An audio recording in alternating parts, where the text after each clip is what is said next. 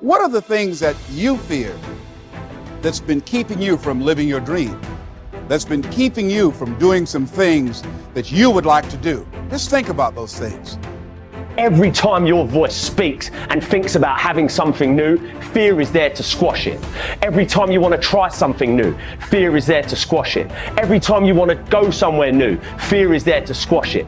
The big problem I see in the world today is that too many people are letting fear always win these inner conflicts. What if you don't do it? What if you don't chase your dreams? What if you don't stand up for yourself? What if you do not step up to the plate and take that challenge? You have no idea of the breathtaking future that's on its way to you, that's asking you, please let me through. When you decide that you are good enough, when you decide you give yourself permission to have it all, have all the love, have all the health, when you give yourself permission, it's like the inside of your champion is saying, let me out. Fear forces evolution. Fear is good. Fear are instincts. Fear is the radar that tells you what you need to do, how to exist, and what's going to keep you alive. Fear can keep you in your comfort zone. It's safe there. You know what to expect, but nothing grows there. Life happens outside the comfort zone. So let's look at how we can begin to take some steps to restructure that fear, to begin to expand our visions of ourselves, to begin to increase our self-esteem. Webster said that self-esteem means confidence and satisfaction in oneself. Look at your life right now. Whatever you've done up to this point in time, your life is working.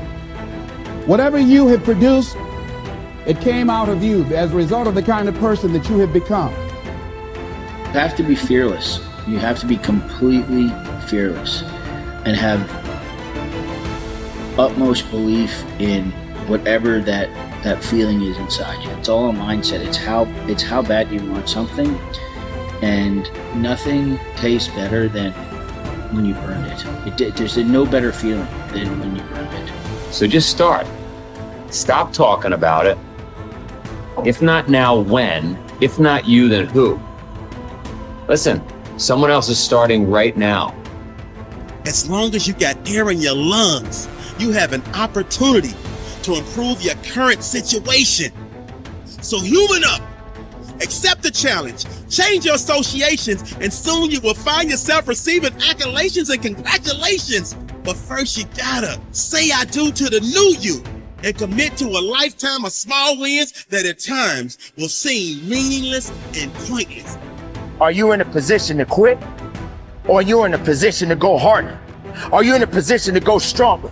Are you willing to dig and go as far as you can in your life? Are you willing to suffer? So instead of boxing yourself in and thinking only about all the different ways that something could be bad, could break, could fall to pieces, think about all the things that you could do if you take the action. The most common fears that we experience, which often sabotage all hope for success, are the fears of failure, poverty, and loss of money.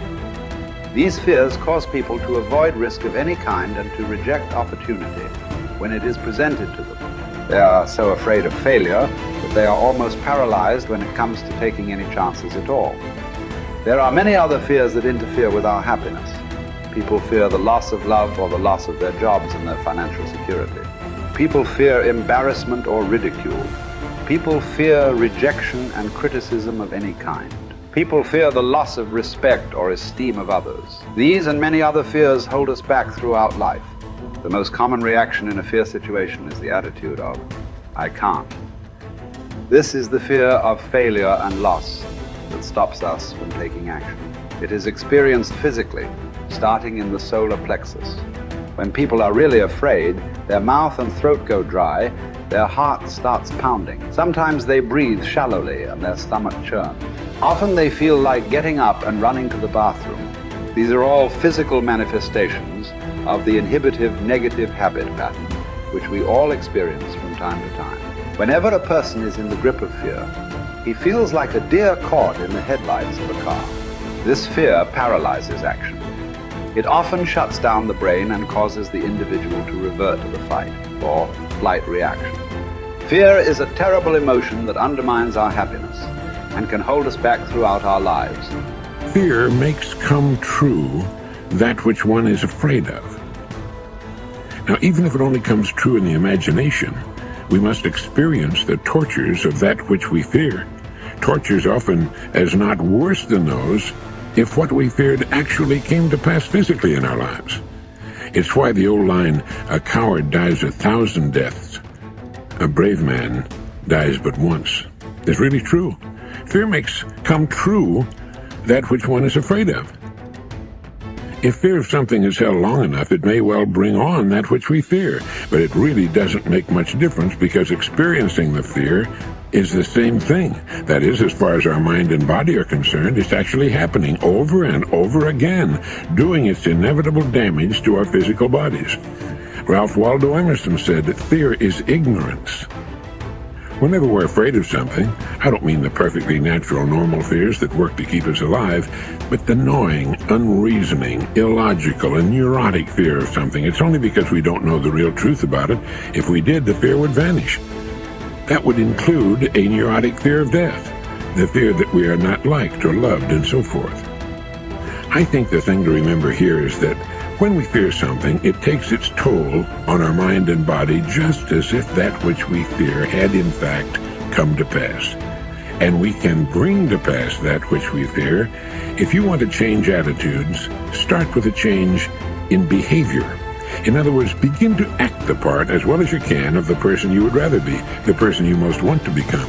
Gradually, the old fearful person will fade away.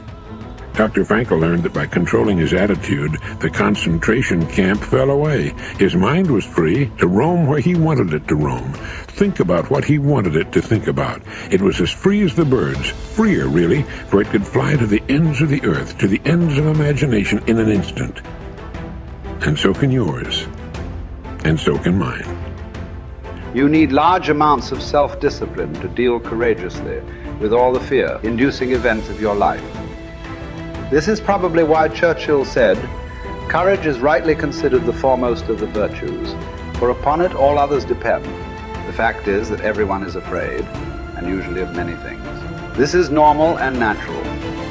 Often, fear is necessary to preserve life, prevent injury, and guard against financial mistake. So, if everyone is afraid, what is the difference between the brave person and the coward? The only difference is that the brave person disciplines himself to confront, deal with, and act in spite of the fear. In contrast, the coward allows himself to be dominated and controlled by the fear. Someone once said that with regard to warfare, although it applies to any situation, the difference between the hero and the coward is that the hero sticks in there 5 minutes longer.